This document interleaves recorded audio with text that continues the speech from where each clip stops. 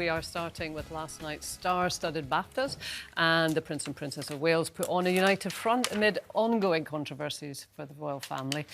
Asked on the red carpet if he'd seen the movie of the moment, Hamnet, he replied that he hadn't and said that he needed to be in a calm state to watch it, adding, "I'm not at the moment." That's as far as he went, though, and he's been praised by many for being stoic and maintaining a stiff upper lip. So was that the right response, Janet, do you think? Are you impressed? Well, I thought it was a bit wet, actually. Wet? In what way wet? Well, I thought it was wet. Did we need to know, was the answer. He's at a very, very important industry event, and he's too upset to go and see a film, or he's feeling a bit soggy around the edges, a bit anxious. I think, you know, all right, it's what's the royal family's going through. I'm quite sure it's not very much fun to have your uncle dragged into the headlines all the time. But, you know, I don't think we needed to know. Full stop. Is he not damned if he does and damned if he doesn't? I mean, if he says absolutely nothing, then he's ignoring the elephant in the room, and they'll say old royals, they never say anything, they keep stum. And then if he gives a little bit, and it was just a little bit, then he's wet. Well, look, I took my new husband, and I've said those words... The most recent one. The most recent one, okay. To see, what's it? Wuthering Heights, right? All right. And I warned him beforehand, you're going to have to be a tough bloke to sit through this. And I hadn't realised that actually even seeing a film like that is quite a cathartic experience all around me. Women were mouthing all the words. Women were going, it was absolutely... Well, this is a diversion I didn't expect, Janet. I'm sorry, I can see why Prince William is not up to going and seeing Hamnet based on my experience of Wuthering Heights. Oh. What, do you think it was a bit wet, Kelly? No, I don't think it was a bit wet. I like where William is going. You know, he said he wanted to do things differently when he becomes king, and he's sort of paving the way. I've seen him do all of the firsts, you know, he's starting to do things slightly differently, as he says he wanted to. Yeah. He took his children away on the royal visit, which was a first. And so he's just, you know, starting to pave the way for how he wants to lead the country differently. And I think showing a little bit of emotion when he didn't go into it in full, he didn't make any big statements.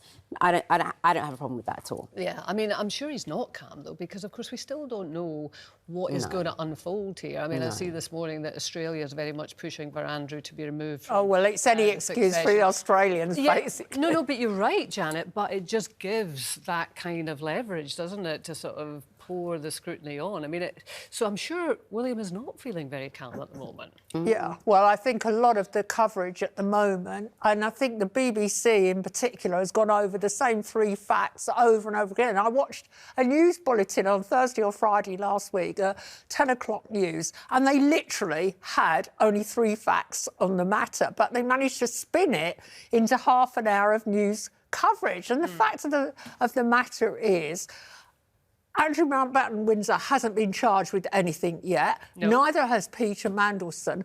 But the press know that this level of interest means they've got to fill page after page after page with what, in my opinion, is repeating the same three... Well, and of course MPs are getting in on the acting, but you reminded me, and I have to say it, of course, that Andrew Mountbatten-Windsor has continually and strenuously denied any wrongdoing. He has been contacted for a comment, but nothing as yet. But you're right, Janet. You know, the scrutiny is intense, and we've now got MPs who are set to push for greater scrutiny of the royal family's finances this week, with the former Liberal Democrat Minister Norman Baker saying they are part of the public sector, they perform public duties, they're paid with public money and are no different to the civil service, local councils or the NHS, and they shouldn't be exempt as they've effectively become so. So, Brenda, more scrutiny on how they are spending our money.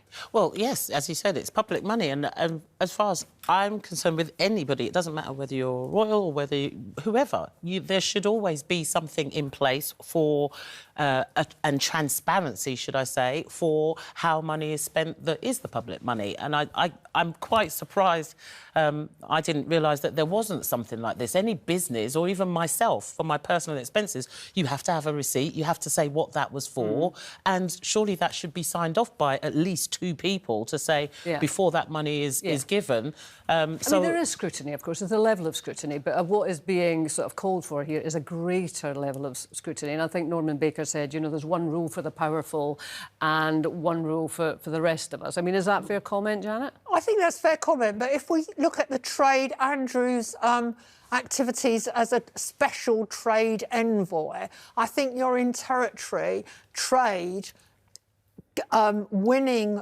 contracts for this country, seeking contracts abroad. That whole area has been a pretty murky area. Yeah, I mean, what did he bring in? Do we know what he brought in?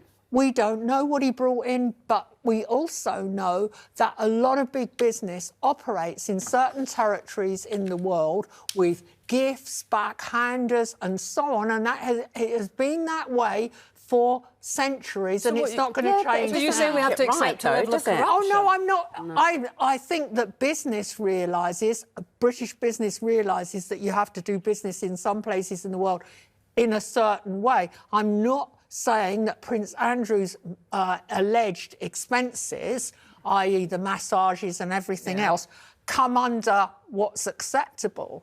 But what I am saying is, be very careful before you start saying, let's have the same public scrutiny as councils have. Excuse me, some British councils, so in England in particular, have gone bankrupt recently. Who was scrutinising their finances? Look at all the billions that have gone into the National Health Service, and when whistleblowers have tried to call time, they've been sidelined. Right. So we're not that good at public scrutiny on any level. But it doesn't mean that we don't continue and we don't hold them accountable. I think if we looked at the MP scandal that happened a few years back where they were spending expenses willy-nilly on duck ponds and et cetera, if we didn't look into that and scrutinise what they were spending the money on, we wouldn't be here now having these conversations. We have to move forward. We can't just accept that it's part of business or it's part of life. It's a landscape that needs to change and it's a culture that needs to change. Yeah, but what you just said, I agree with, that MPs did abuse their expenses and it was a massive scandal. But do you not think now that that still goes on at some level? Do you not think now that, do you honestly think that every MP that's sitting in the House of Commons puts in correct expenses that, you know, So I have to say to you again, Janet, are you saying that we should accept a certain level of dodgy dealing in public life? I think there will be a level of dodgy dealing in public life that's very, very hard to stamp out. I can't, Janet. If I have a level, any level of dodgy dealing in my business, I'm held accountable. Oh, yeah, I'm a business owner. I know, I'm only being a realist, Kelly. I'm just saying, let's get a grip here. What would be good in the current situation is for MPs, I agree, to diminish the number of members of the royal family down to an economically viable, hard-working group that's half as big. A small core of people who are going to put in the hours, do the graft, be visible, not whinge, and not claim undue expenses. Yeah.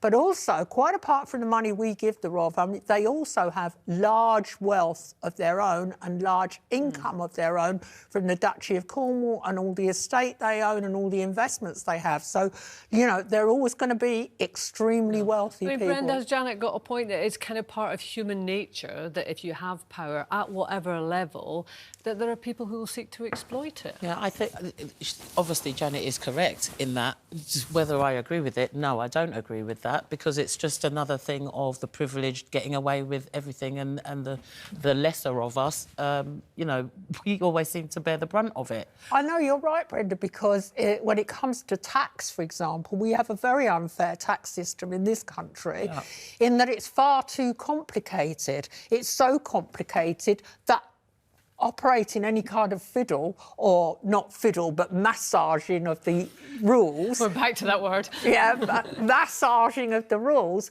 generally takes a high-powered, very expensive firm of accountants and lawyers, and you will see that the kind of people who've got tax minimising schemes, as they call it, are people who can afford all the experts. So, yeah, I mean, that you could call, you know, it is what you say. But it is whether it's part of human nature to want to do that, and if you've got the means to do it, would all of us do it? I mean, there's a whole discussion. I just think that we do need to scrutinise. I don't think we give up because we have a historic, you know, climate and condition of doing it. I don't think we give up. We still have to scrutinise. It's my money.